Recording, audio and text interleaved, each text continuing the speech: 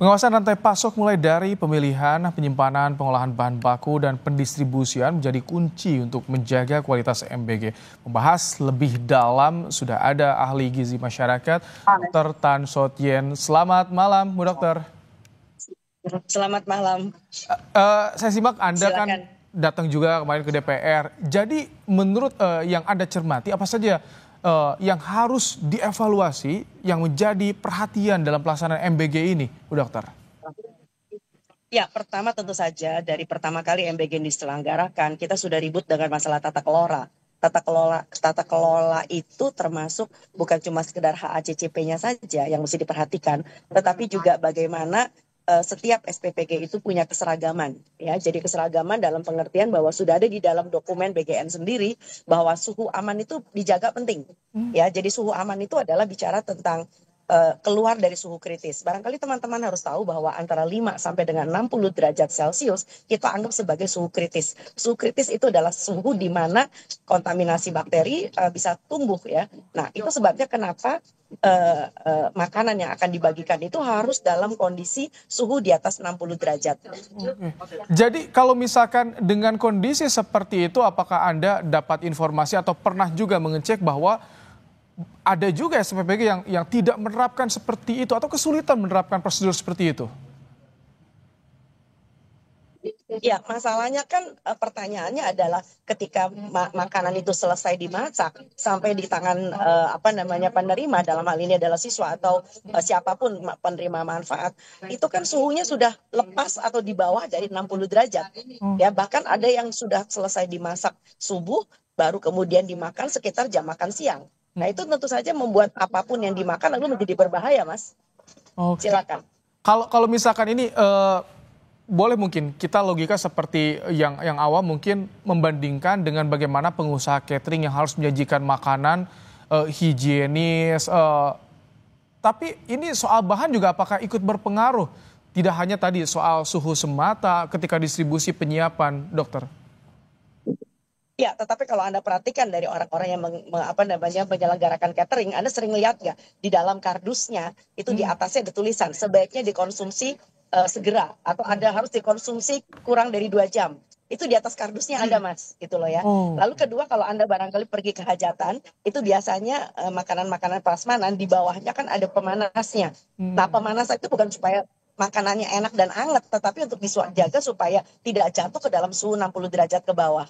Jadi Oh. sekarang memang prosedurnya udah seperti itu. Ya, jadi bukan sekarang sih, dari dulu juga kayak begitu. Nah, yang lebih menarik lagi adalah satu hal yang paling penting adalah bisa kelolosan. Saya membawa suara dari teman-teman ahli gizi, terutama dari mereka yang bekerja di SPPG, dikatakan bahwa satu ahli gizi bertanggung jawab untuk sekitar 3.000 porsi, ya. Buat saya ini tidak masuk di akal. Nggak ideal Jadi itu, Dok. saya membawa keprihatinan teman-teman kita, ya, di mana satu ahli gizi bekerja untuk menghasilkan sama-sama 3.000 porsi, ya. Jadi tentu saja ahli gizinya bisa nggak tidur kalau kayak gitu caranya. Jadi sekali lagi perhatian tentang sumber daya itu, lalu sumber daya manusia yang bekerja di SPPG itu penting sekali.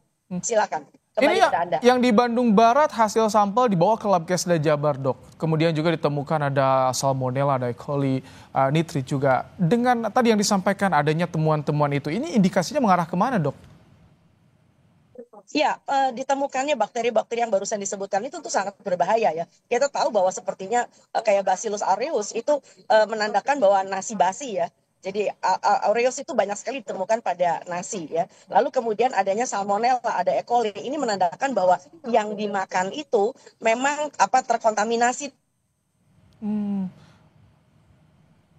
Dokter, terutama ya kotoran manusia, baik. siapa lagi gitu ya. Jadi masalah kebersihan menjadi masalah. Nah, yang lebih penting lagi adalah dalam hal ini ditemukannya nitrit tadi, ya. Nah, nitrit itu berhubungan erat dengan pangan-pangan olahan. Seperti yang Anda tahu belakangan ini sering dibagi burgeran, ya, yang mana di bagian tengahnya itu bukan daging asli, tapi merupakan produk olahan. Tentu saja itu tinggi nitrit. Bahkan ada MBG yang makan bergizi gratis yang membagikan telur asin, ya. Wah, itu luar biasa, Mas. Kembali pada Anda. Oke, Dok, jadi solusi yang saran dari dokter bagaimana agar tadi di SPPG ada keseragaman, siswa yang mengkonsumsi juga terjamin keamanannya, Dokter? Ya, untuk menjamin keselamatan makan dari orang yang menerima manfaat, tentu banyak hal yang harus kita bisa telaah ya. Salah satunya adalah terapan dari HACCP, ya yang saya sudah berkali-kali terangkan sejak bahan pangan dibeli sampai dengan makanan dibagi dan dimakan. Dan yang kedua tentu saja dalam hal ini ketika masalah keracunan sudah terjadi, maka kita harus menelusuri yang disebut dengan penelusuran secara epidemiologi. Ya, jadi tidak bisa seperti kayak kita membahas kayak orang keracunan sianida ya, karena ini ceritanya berbeda gitu loh. Kembali pada Anda. Eh, Jadi kalau alangkah baiknya sekarang bagaimana ketika ada evaluasi, apakah sebagian bisa lanjut dengan instruksi yang berbeda atau dihentikan sementara sambil evaluasi secara total menurut dokter? Ya, tentu saja dalam hal ini kami pernah mengajukan beberapa rekomendasi ya. Jadi bukan cuma marah-marah doang nih. Rekomendasinya adalah boleh nggak sih nanti kelanjutannya kita juga melibatkan Pemda. Dalam hal ini adalah Dinas Kesehatan. Tentu saja Puskesmas ya. Karena di dalam Puskesmas itu sudah ada yang disebut sebagai fungsi kesehatan lingkungan. Oke, baik. Terima kasih Dokter Tan Sotien, ahli gizi masyarakat telah bergabung bersama kami di Badan-badan program lain atau sumber daya lain gitu loh. Kompas Malam. Terima kasih. Kembali pada Anda. Terima kasih dokter untuk insight-nya. Ya.